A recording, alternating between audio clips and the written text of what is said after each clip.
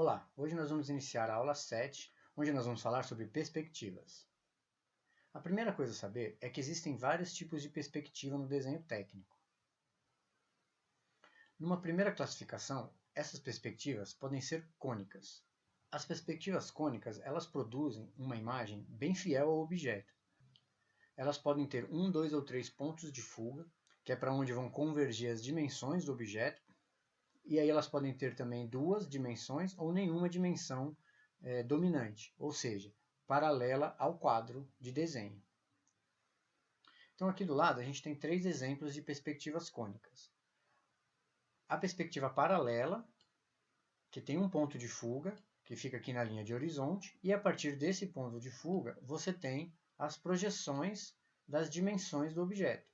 Nesse caso, você tem um plano que é paralelo ao quadro de desenho. E aí você tem tanto a altura quanto a largura como dimensões dominantes. Na perspectiva oblíqua, aqui embaixo, a gente já tem 2 pontos de fuga também na linha do horizonte. E aí as projeções a partir desses pontos de fuga vão encontrar as dimensões do objeto. As projeções tanto de profundidade e largura vão convergir para os pontos de fuga. O terceiro exemplo, aqui em cima, ele tem 3 pontos de fuga, 2 na linha de horizonte e 1 mais abaixo. Nesse caso, a gente vê a perspectiva vista um pouco de cima. E tanto a dimensão de profundidade, largura e as de altura convergem cada uma para um ponto de fuga. Esse tipo de perspectiva é mais real porque é como se a gente estivesse desenhando a imagem do objeto em uma lâmina de vidro que está entre o objeto e o observador. E o observador é imóvel, como se ele tivesse um ponto de vista.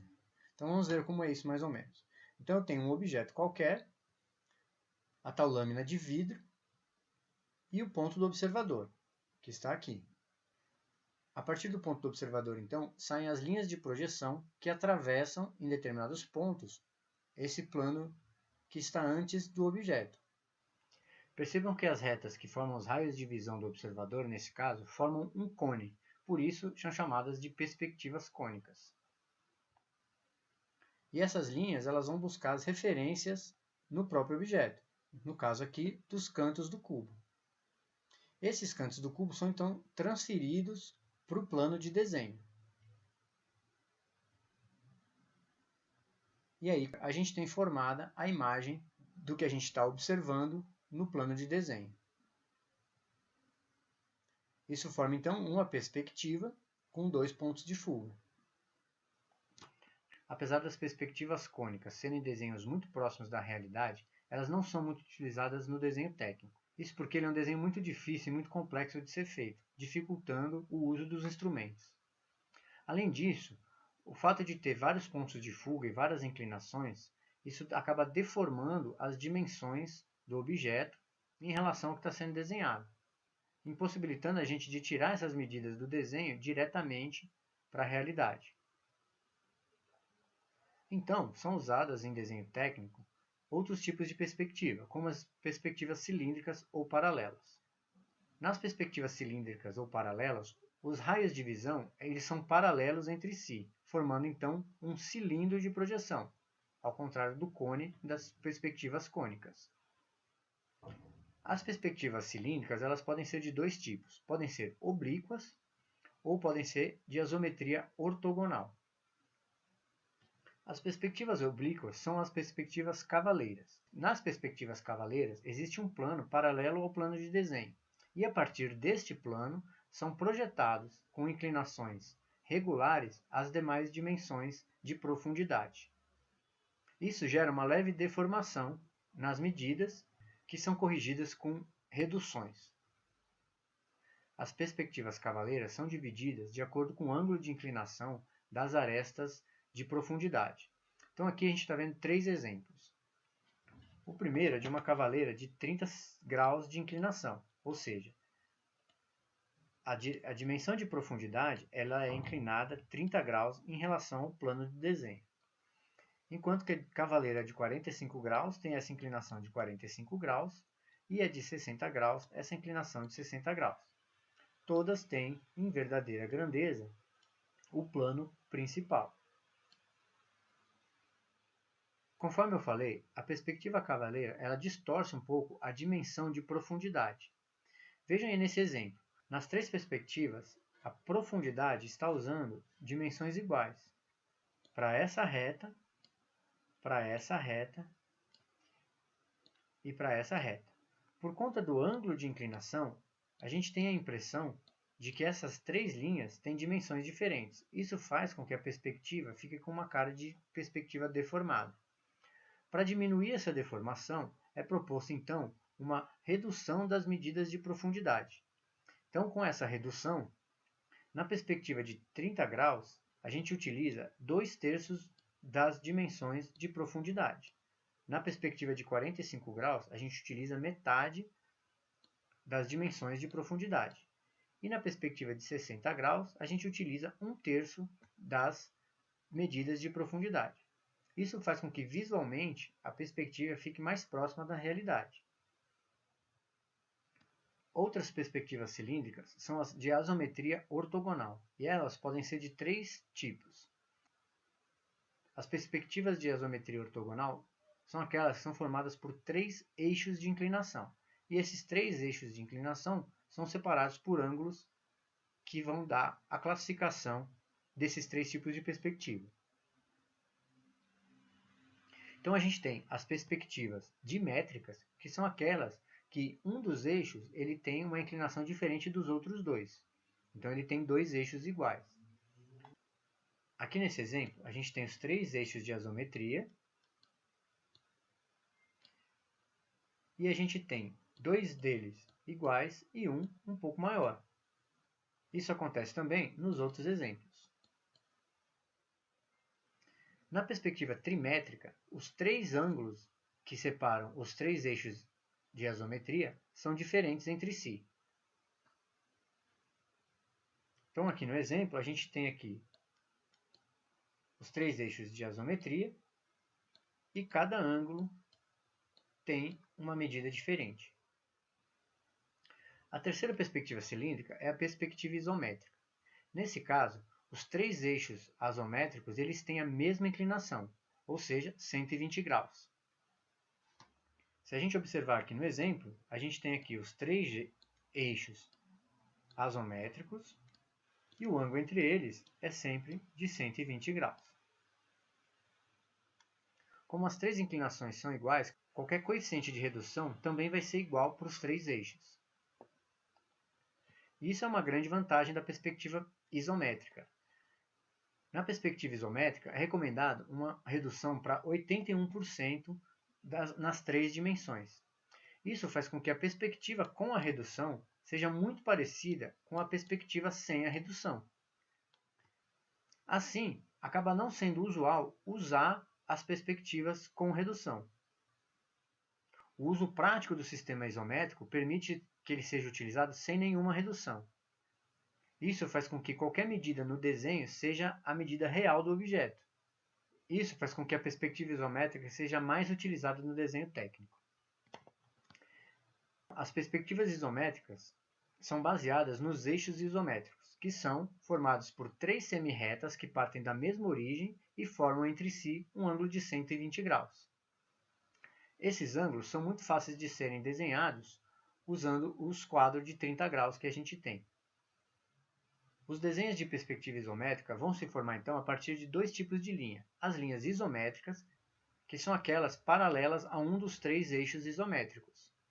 Então, aqui no exemplo, a linha S ela é isométrica porque é paralela ao eixo Y. Assim como a linha R também é paralela ao eixo Y, é uma linha isométrica. A linha U é paralela ao eixo X, também é uma linha isométrica, e a linha T paralela ao eixo Z, portanto também uma linha isométrica. As linhas que não são paralelas aos eixos isométricos, ou seja, as linhas não isométricas, são chamadas de oblíquas. As linhas oblíquas elas não têm nenhum paralelismo com nenhum dos 3 eixos. Elas vão servir para representar arestas dos objetos que são inclinadas em relação aos planos de altura, profundidade e largura. Vamos ver agora algumas técnicas de desenho de perspectivas isométricas, partindo de um objeto bem simples, um prisma regular. Então, um prisma regular ele tem um determinado comprimento nesse eixo y, uma determinada largura no eixo x e uma determinada altura no eixo z. Entre eles, formam ângulos de 120 graus.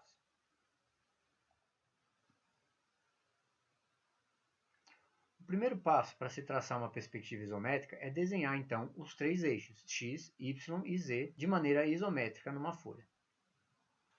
Nesses exemplos, eu vou mostrar os desenhos como se tivessem sido feitos à mão sobre uma quadrícula já com os ângulos isométricos marcados.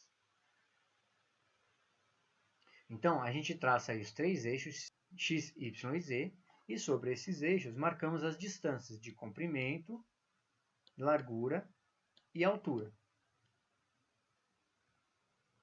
A partir dos pontos que a gente marcou, a gente vai traçar então linhas isométricas que vão se cruzar formando as faces dos objetos. Então, por exemplo, eu tracei essa linha aqui isométrica nesse ponto que a gente já tinha marcado aqui do comprimento, tracei essa linha isométrica nesse ponto que a gente tinha marcado de altura e formei essa face lateral. Faço a mesma coisa para a face do topo e a mesma coisa para a face lateral. E eu tenho aí o meu prisma regular. Só que nem sempre os objetos que a gente quer desenhar são tão regulares. Então vamos ver como a gente desenha um objeto que tem elementos ainda paralelos aos eixos isométricos. Como esse caso aqui. Ele tem um comprimento, uma largura e uma altura. O procedimento é o mesmo. A gente vai esboçar primeiro uma perspectiva isométrica do que a gente chama de prisma auxiliar, que seria o contorno da altura, largura e profundidade desse elemento. Então a gente traça aqui nos eixos isométricos a altura, a profundidade e a largura total do elemento, que a gente já tem aqui na nossa informação. A partir daí, a gente vai colando nas laterais desses prismas as vistas que a gente conhece. Então, por exemplo, a gente tem esse recorte aqui, então a gente desenha esse recorte nessa vista. Depois, a gente pode desenhar essa linha aqui do topo na face de topo do nosso prisma auxiliar. E também essa outra linha que parte desse ponto aqui.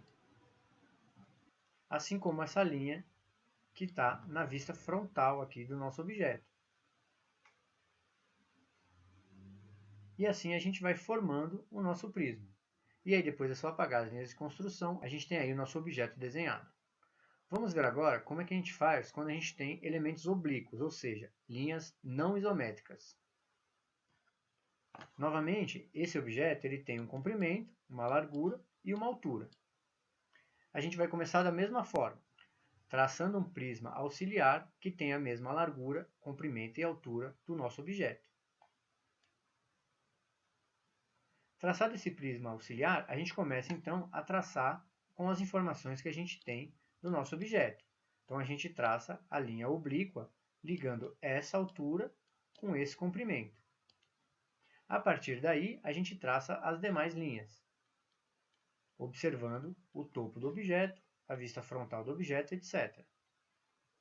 Depois é apagar as linhas de construção e a gente tem o nosso objeto desenhado.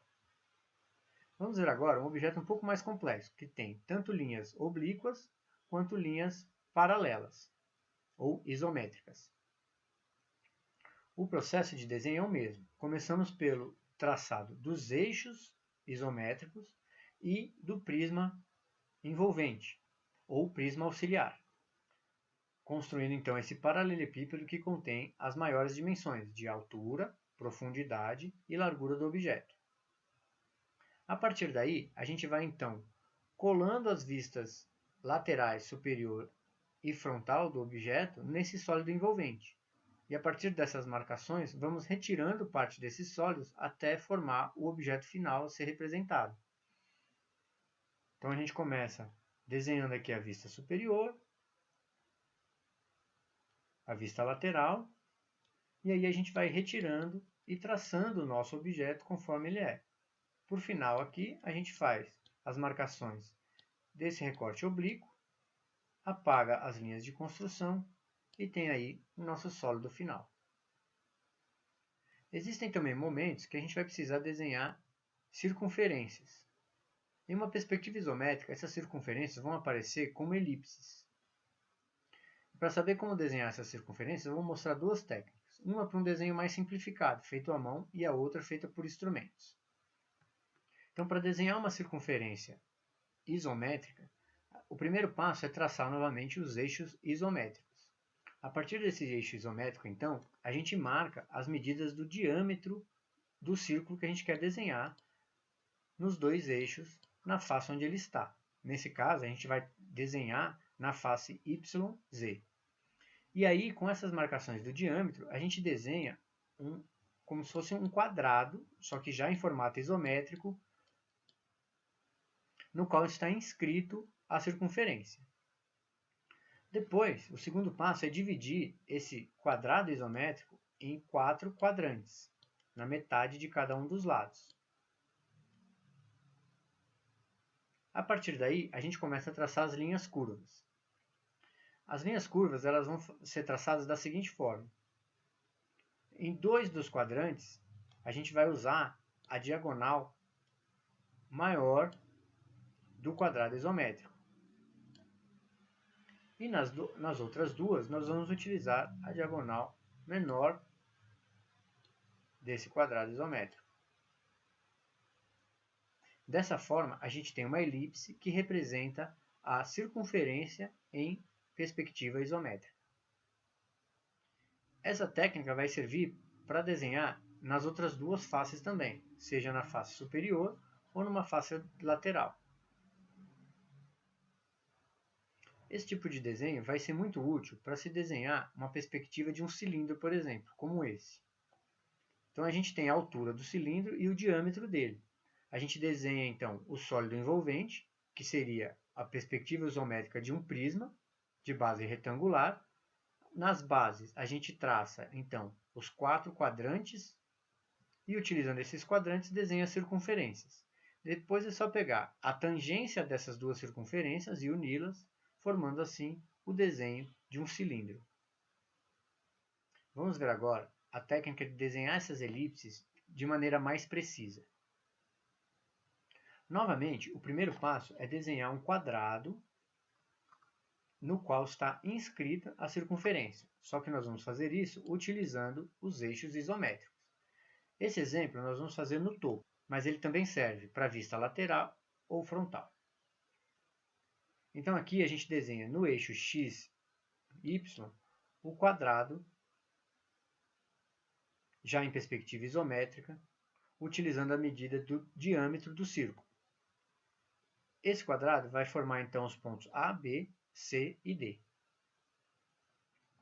A partir desse quadrado então, utilizando o esquadro de 30 graus, nós vamos posicionar o esquadro de forma a traçar, a partir do ponto A, uma linha que vai chegar até essa lateral. E a partir do ponto C, uma linha que vai chegar até aquela lateral, formando então os pontos F e H. Depois, nós vamos inverter os esquadros e, de novo, a partir do ponto A, nós vamos traçar uma linha, formando aqui o ponto G, e a partir do ponto C, nós vamos traçar outra linha, encontrando aqui o ponto E. Então, nós vamos ter essa figura aqui desenhada. E os pontos A, B, C, D, E, F, G e H.